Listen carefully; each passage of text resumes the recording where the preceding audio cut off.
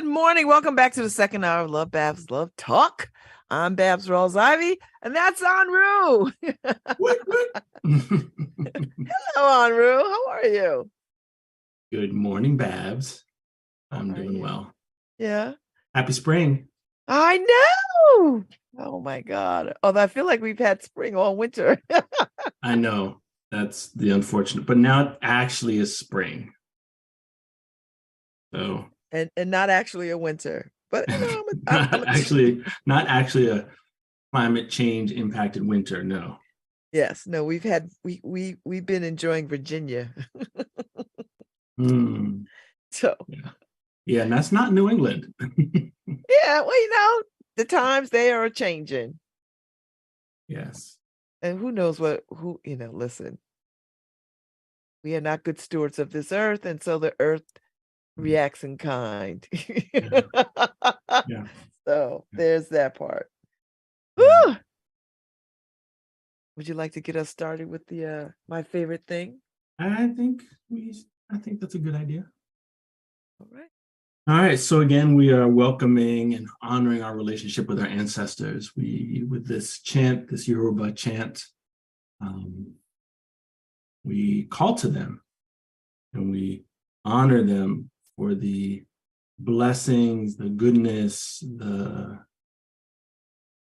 love, the gifts that they have left for us here. We honor them for that. And we are telling them that we're also using those gifts today.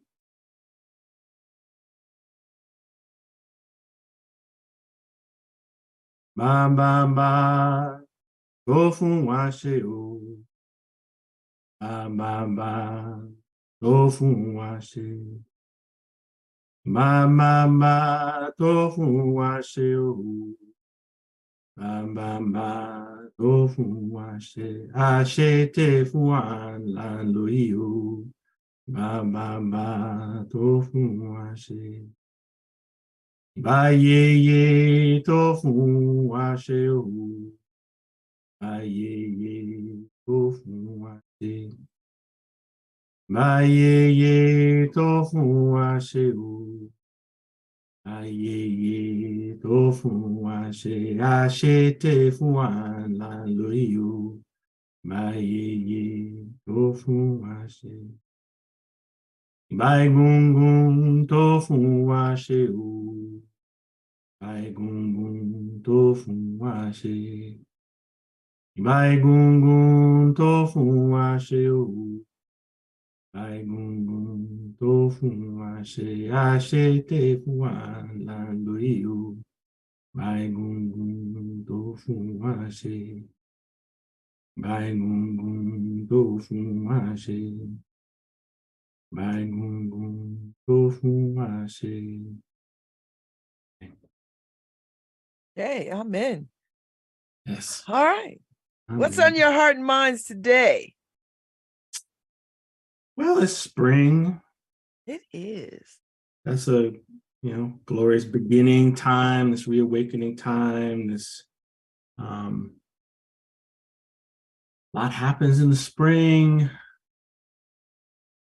It's not even like there's this interesting place where we can imagine that like kind of the winter is when things are like dead and gone and disappeared, but they're really just slowed, dormant.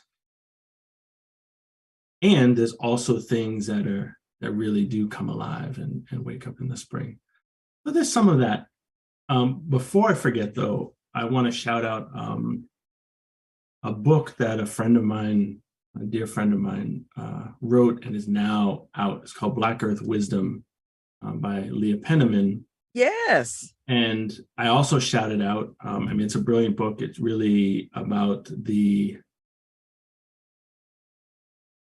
honoring both the legacy, but also in the present time, the variety of Black voices and people who are honoring the earth in the sciences, in religion, spirituality, in creativity, and art and writing. So it's who are the kind of really honoring this legacy, which is current around Black people's sacred and ongoing relationship to the earth. And I also shouted out because I'm one of the people who are in it who she interviewed. And so it's really this piece around like her interviewing different people, primarily in this country, though not all are US citizens, but it's folks who are in this country. And so it's just this wonderful reminder, I think, also as spring is happening, right? There's this in New England, a more explicit shifting of plants budding and birds starting to get excited about having babies and finding people. That this honoring as African heritage people, we have held for thousands and thousands of years. And even through the genocide and the institution of slavery here are things that we've still held on to and have honored. And it can be something that can appear, right, really divorced from and separate from Blackness, but it really is a fundamental part of who we are. Yes, we have had traumatic experiences with the land and with wilderness here on this land as well because of slavery and because of the institutions that followed slavery. And we are also children and stewards and have traditions of healthy stewardship and relationship with the earth and all the beings that are here. I think those two things kind of really intersect for me. So I want to highlight both of those, right? This ways that we are people of the earth and the land.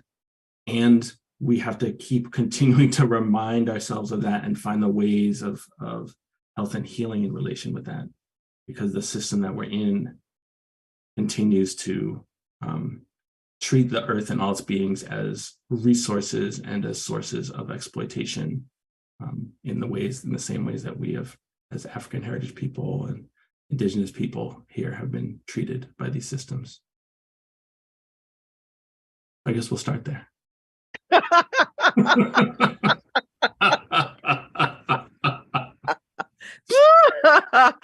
Ooh, Lord.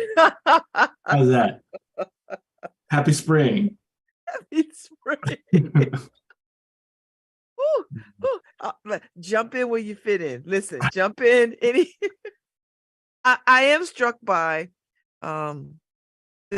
just thinking about our relationship to wilderness and what that means. Like that's I never think about us having a challenging relationship to wilderness. I always I never think about it in that way. So I feel like I'm in for some enlightenment. The ways that it's challenging. Yeah. Well, so if you look on one hand, kind of like the environmental movement, or like where is the promotion of kind of outdoor activities, right? So not that the end all be all is kind of camping and hiking, but with that, right, how is that open to people, and who is it really open to, right? And for the most part, you go into those spaces, you don't see a lot of Black and brown.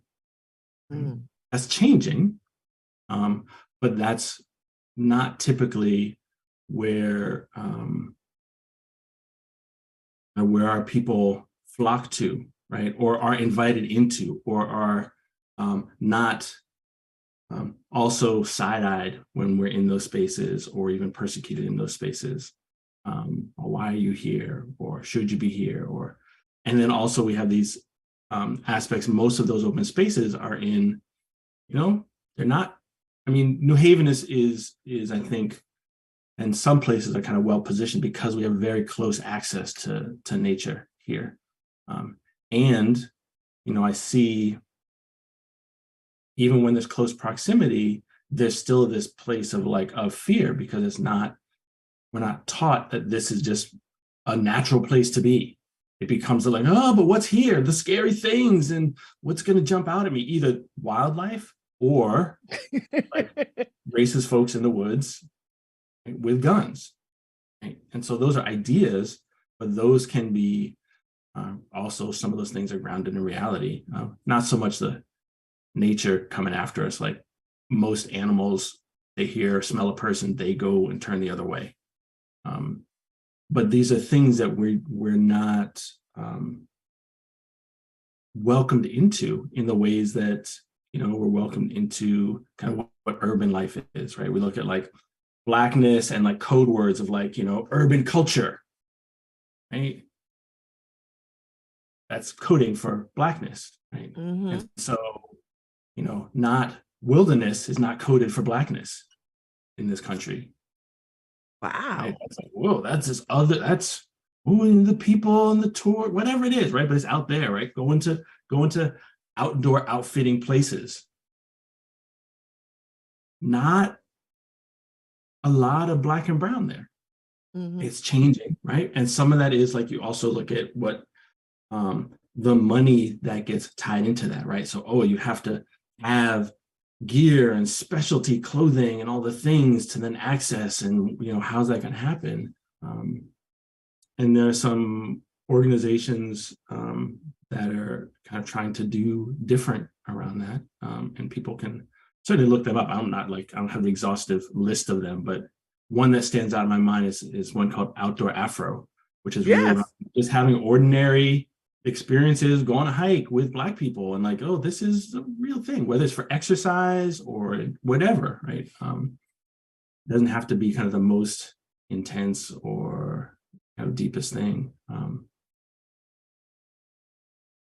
And this other interesting piece of, so much of there are these two places of connection and trauma in relationship to the land here, in this land here that we're in. Connection, because that's where we come from as African heritage people, living in harmony with the land, and then we're kind of brought over here because of slavery, and kidnapped and brought over here, and forced to toil on this land. And so that then switches this place of where it becomes trauma of farming, of being what happens when we're in relationship to the land, or when there's kind of isolation that can happen, or folks being hunted through the forests, right? Those things are very real things that we've also lived through. And again, this harmony of people living and wherever we are, like, there are plants here. And so how do we use the same relationship that we had as Indigenous people in Africa here? So people are learning the plants here, how are they used for medicine and healing. Harriet Tubman being able to navigate and live in the woods to help people to travel from places of enslavement to places of more liberation. And so these anchors of skills and relationships to the land being actually vital to who we are and connected with our liberation, and lots of healing that needs to be done in our relationship to the land and connected to our liberation. So spring, I think, as we kind of tie this back into it, is this opportunity of, right, let me turn back into that and listen. And as things are coming out and emerging, whether, people are coming out of their homes more to enjoy that warmth, to get some more of that vitamin D that we can really be so easily depleted of here in New England. And then listening, now, and to the birds and to the animals and to the wind, and feeling the sun on us and the temperature shifting, smelling the earth itself thaw and soften and new life emerge, and really waking up our senses to what's happening. Again, right, because of climate change here in New England, this has been a super warm and lack of snow winter. And yet these cycles still continue. They're shifting and moving. And if we want to shift and move with them, we also have to learn what it means to listen deeply to what nature is saying, both the nature in us in that relationship, as well as what are the plants and the animals and the beings saying, and can we listen to them so that we can honor that relationship, so we can actually live on this planet longer, because we need to. I want to live on the planet longer, right? Um, Yet, it's like destroying our home, right? That's not a metaphor. It's not a theory. It's what's happening. There is no a way, right? We're in the home and we're wrecking it. And now we're like, wow, it's hard to breathe in here because we're putting all these toxic fumes in our home and there's no more space because I can't lay down because I have garbage here and there's other things. I'm getting sick. Right, because this is what we're doing to our home. Yeah. Yeah. Yeah. Wow. I mean, that just sort of has all kinds of spiritual connotations to it, right? Like I see it, I feel it. Right. And to frame it out. And so the dark side of that too for me, Enroue, is how we often find ourselves in living on some of the most toxic parts of town where the Yes. land is hella challenged. Yeah. And there's a real documented history of illness and disease and sickness because we are living on toxic land. And that's not far and away. That's not just Detroit. You know what I mean? No. Like a Michigan, that's Hamden, New Haven. Right. So this is the legacy of the systems that we live in, right? So to remember, it's not the land has been made this way because of choices that this culture makes around acceptable cost, right? So the acceptable cost is dumping these toxins first back into the earth. Like that's the number one piece. And then it becomes those things then being in proximity to poor people, to people of color. And that's this component of environmental racism that has continued ever since, quote, civilization landed here. Actually, I should say it actually started in these notions of civilization because you have this kind of waste, kind of a need to address like where waste goes. And if you're not holding, nature, right, this is my home, then it becomes somehow throw it away out there. And I'll throw it out to then the people who are marginalized because they don't really matter, right? That's this mentality of like some matter and some don't. And from an indigenous perspective, we're all in sacred relationship with each other. And so we take care of each other and we honor each other in that partnership. And that would mean shifting how things get made, which then shifts how things get disposed of. And so that's the kind of undoing that needs to happen. And yes, in the meantime, poor folks and people of color live in these places that have been made toxic, right? So it's not to say like, oh, here's the toxic, all this poison that's in the rivers. Now go swim in the river because it's this beautiful, how are you going to connect the river? It's wondrous thing. No, that you don't want to do that. But can you also shift the thinking of like, oh, this river is a being and this culture is making it ill. How can I be a part of making it well? Because its wellness is about my wellness. And how do I not contribute, right? So this also goes back into the ways that we as African heritage indigenous people internalize and buy in to this lie about success, this lie about civilization.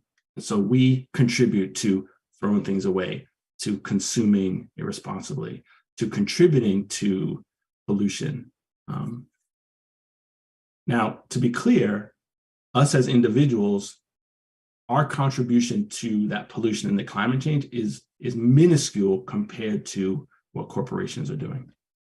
And I think it's really important to see, like I'm doing my little recycling bit is good, but that's not the thing that's going to transform what's happening, right? It has to move on these places of policy and of corporations and this note what capitalism does and what colonialism does. That's where the kind of big pushes that are happening, which are really destroying people and communities in the land. and beings, right? Beings are going extinct, disappearing, just as indigenous people, right, have been disappeared in the loss of language and culture and ways of being, right? So this is happening across the board because of what this notion of civilization and development is, which is not sustainable, as we are now all facing. So with that heaviness, right, the bad, right, there's also, oh, can I be with that and be with actually the blessings and the positivity and the good relationship? Can I foster a good relationship with nature and the land and these forces, even as these other systems are trying to undo it? Because that's actually been our story anyway. Mm-hmm. Right? Can I love myself? Can I love my people, even as we're still being oppressed by these systems that tell me and my people are no good? It's the same process, right? Can I come out from under that lie to find the love and connection that I know is there, right? That's the undoing of our internalized oppression, right? Where we then other ourselves and we other people like us, we other nature. Oh, that's just trees, that's just for making lumber to build a thing, right? That's what that's for. Versus, oh, there's the sacred and the divine in and of all these things for us to be in a relationship with, to actually make sure that we live a good life, not just to have this abstract connectivity, but literally so that we can live for 7, for 20, for 50, for 100 generations. Instead of like, well, maybe 4, right? Instead of the viewpoint of like, if I get mine and my children get theirs, that's all that matters. That's not sustainable. That's not how we've gotten to this point as human beings. But that is an active undoing that we're doing because of this certain mentality. And so even with that pain, can we, just as we've been with pain and trauma, just by being a person who is in a marginalized group in this culture, can we find our way to love, to self-love, to loving who we're actually in relationship with? We find our way out from the stories of who is and who isn't worthwhile, to see that, well, maybe we're all worthwhile. Maybe we all have value. Maybe not just out there, but maybe I am really worthwhile and I have value just because. And let me connect with others and pull them close to me so that we can reinforce that and be well and whole and actually be here to explore and to be in what this life has for us, instead of being here to serve that corporation, that job slot, that idea of success, that idea of, oh, now I have value because I have this many followers. Now I'm good. Now I'm liked. So now I can be happy with myself. Oh, someone didn't like the thing. Now I'm bad. Now I'm nothing. Oh, wait, what do I need to do to get that back? Right? Or it's all too hard. Let me just tune out. Let me numb out. That's not why we're here. Not that I know why, but I know it's not that. That's not enough. That's not, when I think about my experience just with life and being here, right, is bigger than what I think it is. Life is bigger than our notions of it. So can we hold some of that as we're going our day to day, as we step outside the door and it's, the birds are singing again. Oh, look at those buds are coming up. Things are still trying to be alive. And we also continue to try to be alive and then address the things that are telling us no. These are the conditions. These are the circumstances you have to live under. This is what life is or isn't. Oh, is that helpful or not helpful? Do I just need to step out of the way, or do I need to stop that and move it and be with other people to help do that? because the messages of being small, right, being beholden to, are relentless. And so we also need to be relentless in our love, in our health, in our healing, in our wholeness, in our connection to mystery and wonder, in our connection to being a human being, right? And we didn't understand what that is, right? With other people. So let's try that this spring. Listen to like the song of life and let's let it inspire us. Like, oh, what do I need to do to come alive? What's my song? My little fancy dance to show that I'm here and ready for action. I love it. That's a good way to think about spring, particularly now that, we're in Lent. Yesterday was the first day of Ramadan. Do you know what I mean? Like, so Yep. there is something to be said for all of the religious, spiritual things that are converging all at once, Right. with the Right. renewal of Yep. the earth, Easter, right? Passover's coming, right? Yeah, yeah. All these things which recognize, well, which can mark a time of this kind of deeper reflection of, like life is still here, and cycles keep happening, right? It's not just one plateau of something or just a movement in one direction or another. There are these cycles that happen. Birthdays coming and going, and people getting older, people getting born, people dying. Like, oh, this is also what is happening. And I think that it's powerful to pause in those spaces and kind of take stock and like, what have I escaped from? What am I thankful for? What am I letting go of? What's being renewed? What's being reborn?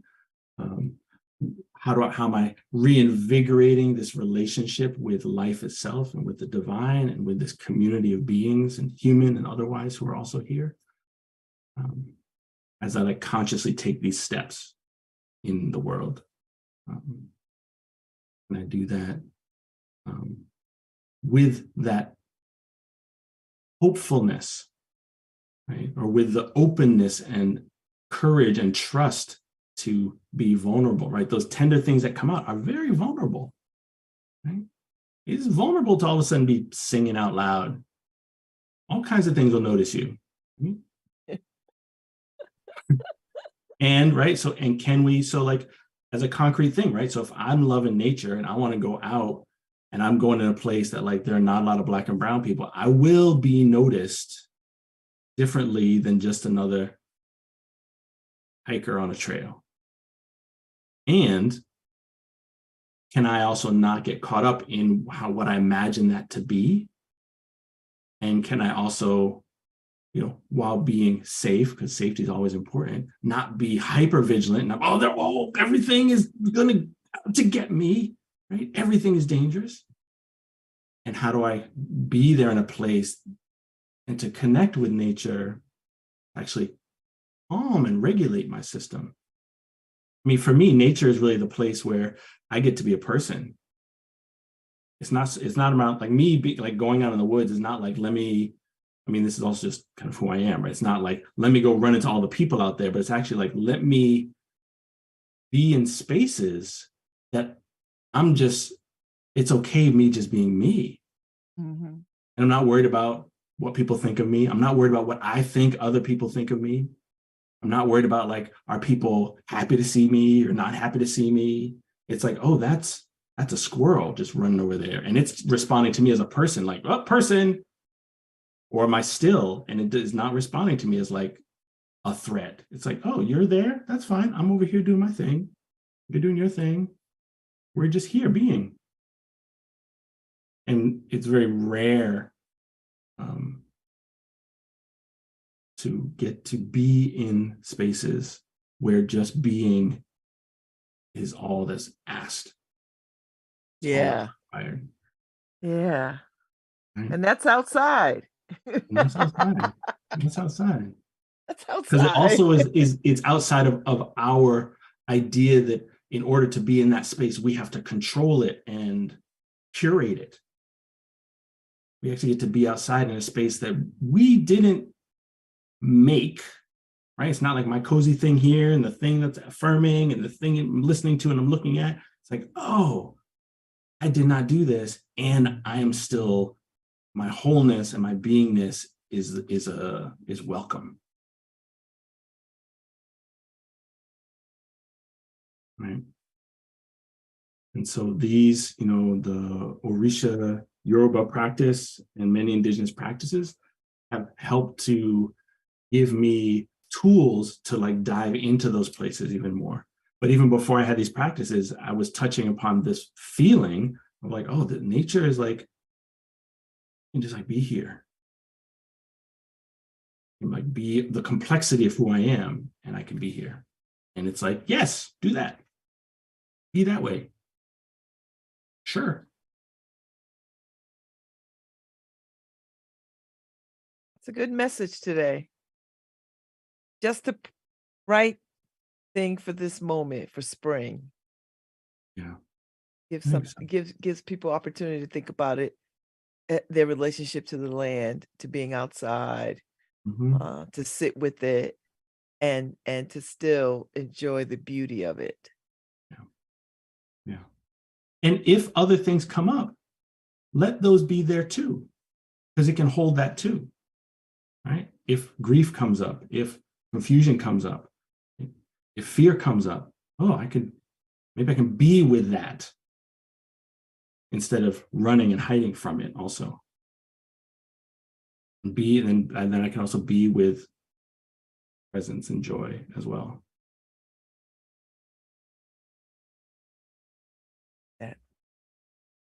Okay. Thank you so much. Enroue will be back April 6th, y'all. So we'll have more of this.